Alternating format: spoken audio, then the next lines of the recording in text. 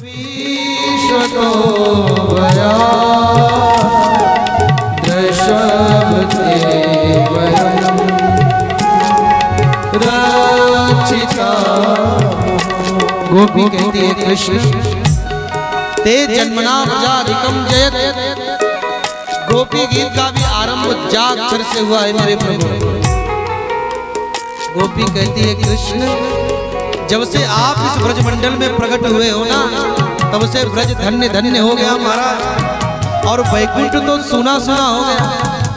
प्रभु आप जब इस ब्रजमंडल में आए हो ना, तो आपके पीछे पीछे आपकी जो ये दूसरी पत्नी है ना इंदिरा लक्ष्मी मैया, वो भी आकर के ब्रज के कण में निवास कर रही है।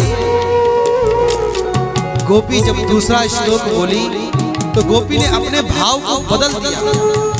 पहले गोपियों के हृदय के अंदर ऐसी भावना थी कि जब हम हैं तब कृष्ण है, लेकिन गोपी ने अपने भाव को बदल दिया कि कान्हा जब हम हैं तब आप हो, नहीं जब आप हो तब हम हैं। नाथ तवास नाथ दासो।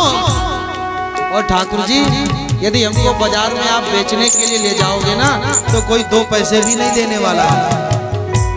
अरे हमारी तो कोई कीमत ही नहीं है प्रभु। और ठाकुर जी आपसे एक बात बताएं, यदि हमको इसी तरह से तड़पा तड़पा कर मारना था प्रभु, तो कालिया नाग से क्यों बचाया, बकासुर से क्यों बचाया, इंद्र की वर्षा से क्यों बचाया प्रभु? क्या आज के दिन के लिए कि हमको तड़पा तड़पा करके मारो? हे श्रीनाथ जी, हे बांके बिहारी, केवल गोली मारना, चाकू मारना ये वध नहीं है। आपके नेत्र कमल के समान है ठाकुर जी, और आपने उन्हीं नेत्रों से हमें देखा तो प्रभु हम मर गए। और ठाकुर जी हम नहीं चाहते हैं कि हमारी हत्या का दोष आपके ऊपर लगे, इसलिए हे श्रीनाथ जी, हे बांके बिहारी, हे रमण बिहारी, आप प्रकट हो जाओ। लेकिन जब कन्हैया प्रकट नहीं हुआ तो गोपी क्रोधित हो गई। अब कन्हैया को गोपी गाली देने लगी। परीक्षित ने कहा गुरुदेव क्या कर रही है? बोले हाँ परीक्षित, अब कन्हैया को गोपियां गाली दे रही हैं, क्योंकि हम जिसको अधिक प्रेम करें ना, और वो हमारे मन के मुताबिक काम ना करे तो फिर क्रोध आता है, और जब क्रोध की जुबान खुलती है तो विवेक की आंख बंद हो जाती है। जय हो।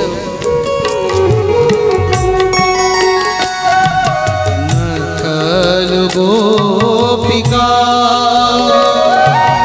नंदनो भवा अखिल देहिना अंतरा बीकन साधितो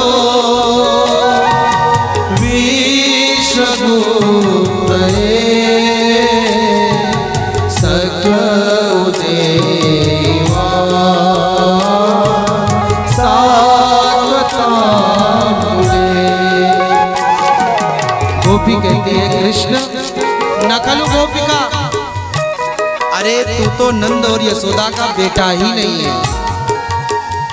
किसी को ये कहना कि तू तेरी माँ का बेटा नहीं, ये तो गाली है।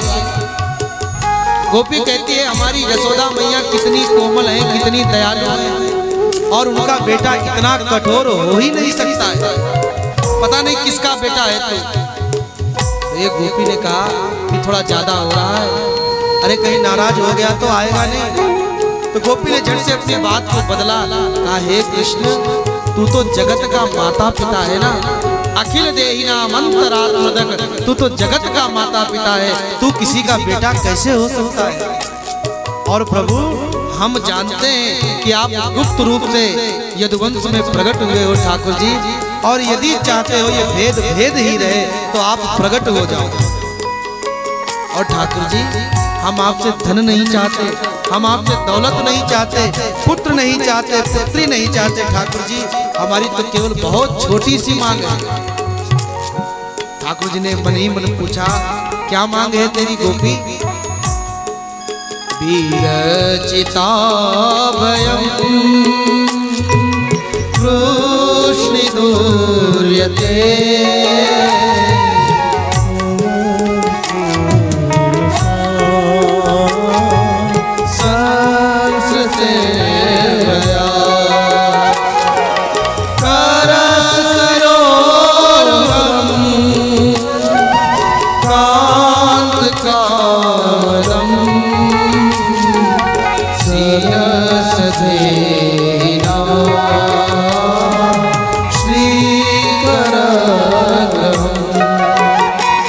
हे प्रभु, हम आपसे कुछ नहीं चाहते ठाकुर जी, हम तो केवल आपसे इतना चाहते हैं कि जिस हाथ से आपने लक्ष्मी के हाथ को पकड़ा था ठाकुर जी, वही हाथ आप हमारे मस्तक पर रख दो, क्योंकि हमारे हृदय के अंदर, बुद्धि के अंदर जो अहंकार आया है ना ठाकुर जी, यदि आप अपने हाथ को रख दोगे तो भविष्य में कभी इस तरह का अहंकार नहीं आएगा।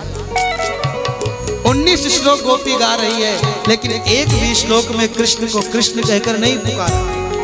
किसी ने पूछा कृष्ण क्यों नहीं कह रही हो, तो गोपी ने कहा, अरे हमारे हिंदू धर्म में पति का नाम नहीं न लिया जाता है। गोपियों ने कपटी कहा, छलिया कहा, बेईमान कहा, चोर कहा, लेकिन एक बार भी कृष्ण नहीं कहा। कन्हैया, हे पापियों के पाप को हरने वाले, हे असरण को शरण देने वाले, हम तो तुम्हारी दासी हैं ठाकुर जी, क्यों तड़पा रहा है, प्रकट हो जा। कन्हैया प्रकट नहीं हुआ। गोपी आगे बोली, प्रणत देहिना पाप कर्षणम तृणचरालुकम श्रीनिकेतनम पाणिपणार्पितम ते पदाम्बुजम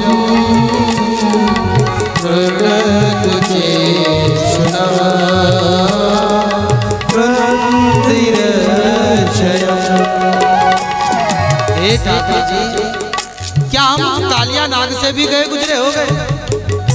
अरे आपने अपने चरण कमल को कालिया नाग के माथे पर रखा था कि नहीं रखा था? तो ठाकुर जी, वही चरण कमल आप हमारे वक्ष स्थल पर, छाती पर रख दो, क्योंकि प्रभु काम रूपी एक कालिया नाग हमारे हृदय में भी है ठाकुर जी। आपने उस कालिया नाग का निग्रह किया था, तो क्या हमारे इस कालिया नाग का निग्रह नहीं करोगे? ठाकुर जी, हम कुछ नहीं चाहते आपसे। कन्हैया ने कहा, अरे गोपी, अच्छा एक बात बता, तू मुझे इतना प्रेम क्यों करती है? दुनिया में इतने लोग हैं, तो किसी को प्रेम कर सकती है? तो गोपी ने कहा, कृष्ण, तू जानना चाहता है मैं तेरे से प्रेम क्यों करती हूँ? मधुर गिरा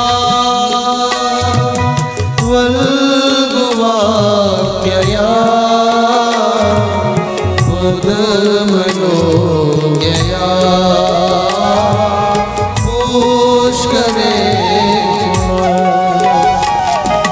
विधि करीमा वीरमुयति अदर सिंधुना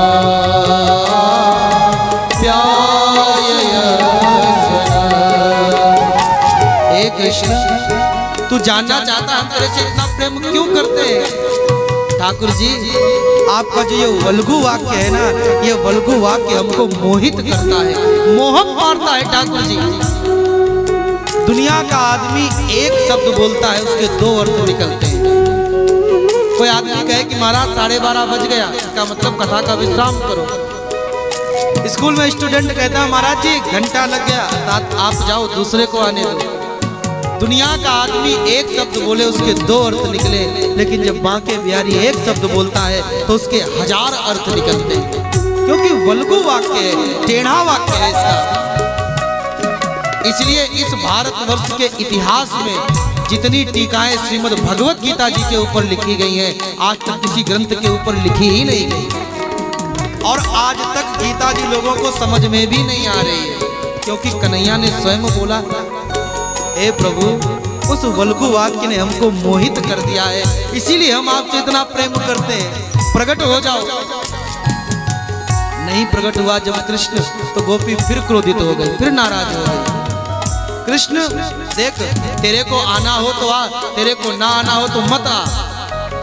कन्हैया, तू नहीं, बाकी तेरी कथा तो है ना हमारे पास में, और तेरी कथा कैसी है कृष्ण जानता है तू। तव कथामृतम तप्त जीवनम कवि विनीतम कल्मष श्रवण मंगलम श्रीमदाततम भूरि गणन्ति भूरिदा जना।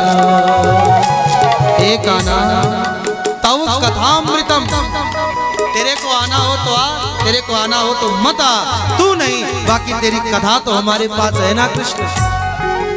और तेरी कथा कैसी है? तप्त जीवनम, जो जिस जीव का हृदय जल रहा है ना, उसके ऊपर ये मलहम का काम करती है। श्रवण मंगलम, जो सुनता है उसका मंगल करती है। श्रीमदाततम, धन ऐश्वर्य को देने वाली है। और सबसे बड़ी बात है कृष्ण बताऊं कि लोग तेरी कथा के पास तो भिखारी बनकर आते हैं, लेकिन कथा उनको इतना दे देती है कि वो स्वयं दानी बन जाते हैं। भूरि दान। और मेरे प्रभु, इस दुनिया में सबसे बड़ा दानी वही है जो कथा का दान करता है। एक गोपी आई, बोली कृष्ण तब कथा मृतम, हमने तेरी कथा सुनी, हम मर गए। अच्छे खासे घर में बैठे थे, किसी ने तेरी कथा सुनाई, सो तेरे से प्रेम हुआ, तेरे से मिलने के लिए आई और तू हमको छोड़कर भाग गया। जो मैं ऐसा जानती, प्रीत किए दुख होए, नगर ढिढोरा पीटती, तुमसे प्रीत न करियो। एक गोपी ने कहा कृष्ण तेरी कथा ही अमृत है, तू तो बेकार है। अरे कृष्ण, कथा सापेक्ष है, तू निरपेक्ष है। तुझे कोई फर्क नहीं पड़ता, तुझे कोई प्रेम करे या न करे, लेकिन कथा को तो फर्क पड़ता है ना। कथा श्रोता और वक्ता के बिना नहीं ना होती। अरे बोल दिया नैमिषारण्य में शुरू तो शुरू, बोल दिया 30 तारीख से आरंभ तो आरंभ, 5 तारीख को विश्राम तो विश्राम, सुबह 9:30 से शुरू तो शुरू, 12:30 बजे विश्राम। कथा श्रोता और वक्ता के बगैर नहीं ना होती है। कथा सापेक्ष है कृष्ण और तू निरपेक्ष है। कन्हैया ने कहा यदि मेरी कथा इतनी अच्छी है ना तो तू कथा ही सुन, मैं नहीं आने वाला। तो गोपी ने कहा अरे लाला सुन तो सही पहले पूरी बात। जब कृष्ण तेरी कथा सुनते हैं ना तो चित्त निर्मल हो जाता है, और जब चित्त निर्मल हो जाता है बाके बिहारी, तो तुझसे मिलने की इच्छा होती है, और मिलन की इच्छा तो तभी ना पूरी होगी जब तू प्रकट हो जाएगा। इसलिए बाके बिहारी प्रकट हो जाओ। दर्द की मारी बन बन भटकूं, वैद मिला नहीं को, मीरा की तब दर्द मिटेगी जब वैद संवरिया हो। अरे कृष्ण, ये जो मिलने की प्यास है ना ये तभी पूरी होगी जब तू प्रकट हो जाएगा। लेकिन कन्हैया जब प्रकट नहीं हुआ तो गोपी ने फिर भाव को बदला। अरे कृष्ण, जरा तू हमारे प्रेम को तो देख, हम तुझसे कितना प्रेम करते हैं। कन्हैया ने कहा वो तो मैं देख रहा हूँ, बार बार गाली दे रही है तू गोपी, तेरे जितना प्रेम करने वाला कौन होगा दुनिया में। गोपी कहती है कृष्ण चलसियत ब्रजा चारयन पसुन नलिन सुंदरम नाथ ते पदम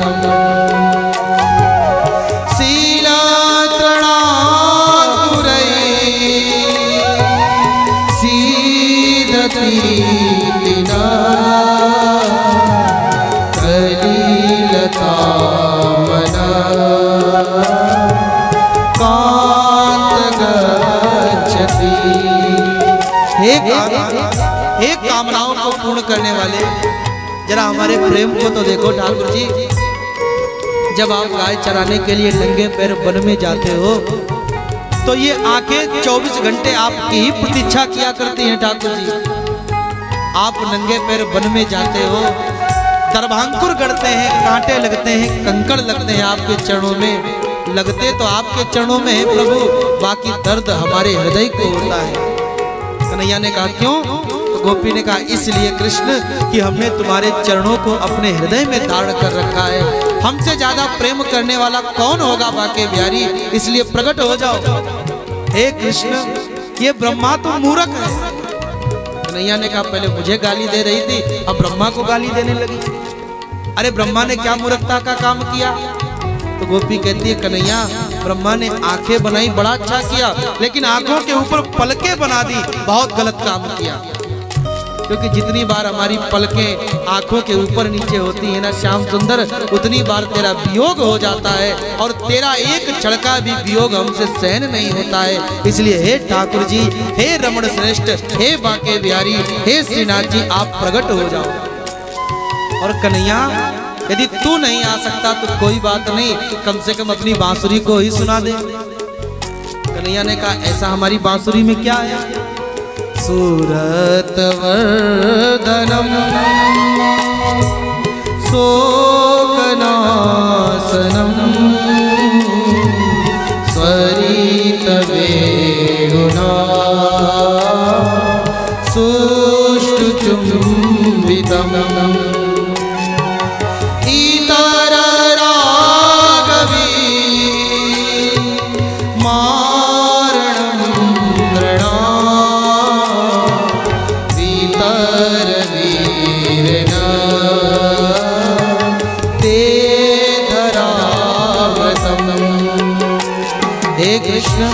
तेरी बांसुरी कैसी है? सुरत वर्धनम शोकनाशनम। जो प्रभु तेरी बांसुरी को सुनता है ना, उसका जितना पाप है ना सब नाश हो जाता है, जितना शोक है सब नाश हो जाता है। प्रेम को बढ़ाने वाली है तेरी बंसी कृष्ण। और एक बात बताऊं कन्हैया, कि तेरी मुरली का जो ये अमृत है ना, यही धरामृत है। धरायाम मतम भवति इति धरामृतम, धरायामृतम न भवति इति अधरामृतम। कृष्ण, जो पृथ्वी पर होकर के भी पृथ्वी का नहीं है, उसका नाम है तेरा ये मुरली का अमृत। हे ठाकुर जी, प्रकट हो जाओ। और कन्हैया, जरा हमारे प्रेम को तो देखो, हम तुम्हारे लिए किस किस को छोड़ करके आए? कन्हैया ने कहा, किस किस को छोड़ कर आए? गिनती में तो बताओ। पति सुतान गया,